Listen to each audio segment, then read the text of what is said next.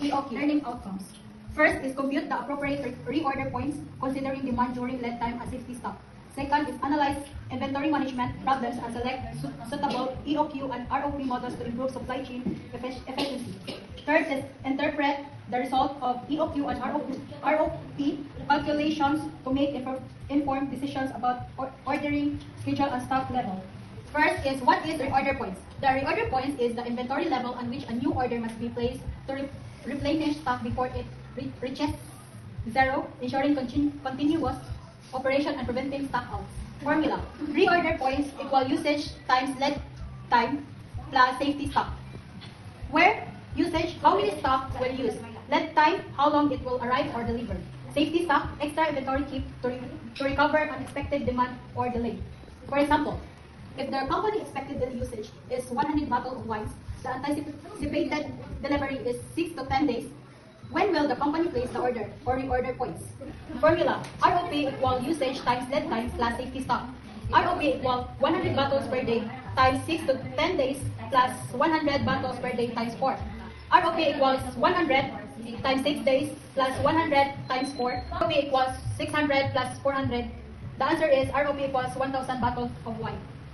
Then place the order June 13, lead time 6 to 10 days. Order will arrive June 19. June 19, 6 days minimum order lead time. Safety stock date June 19 to June 23, 4 days. Therefore, the company should make the order when level of inventory is and 1,000 bottles. The topic is all about economic order quantity. Under EQ, we can also compute number of orders per year, total ordering cost per year, average inventory, total carrying cost per year, total cost. What is economic order quantity? The economic order quantity is used to determine the most cost-effective quantity of inventory to order one that minimizes the total cost of ordering and holding stock. Formula: economic order quantity or EOQ equal square root 2 times O times N divided by C, where O equal cost of placing an order, N number of units required annually, C annual carrying cost per unit per inventory. An example is number of olive oil per bottle equal annually. 16,000 bottles, cost of placing an order, 350 pesos, annual carrying cost per year of inventory, 5 pesos. Determine the following: A, EOQ, B, number of order per year, C, total ordering cost per year, D, average inventory, E, total carrying cost per year, F, total cost. First, EOQ. EOQ equal square root 2 times 350 times 16,000 bottles divided by 5. Here is 2,240,000. To get EOQ, we will square root 2 million. Second, number of order per year. NO equal 16,000 bottles divided by 1,497 bottles. Answer is NO equal 11 orders. Total ordering cost per year. TOC equal 11 orders times 350. Answer is 3,850. Average inventory.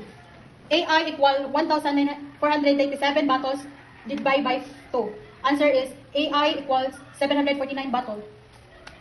Total carrying cost per year. TCC equals 749 bottles times 5. Answer is 3,745. Lastly is total cost. TC equals 3,850 plus 3,745. Answer is 7,595. Standard scenario. Number of olive oil per bottle required annually, 16,000 bottles. Cost of placing an order, 350 pesos. Annual carrying cost per year of inventory, 5 pesos. Our EOQ equal 1,497 bottles. Since the number of order is 11, we need to make the order 11 times in a year.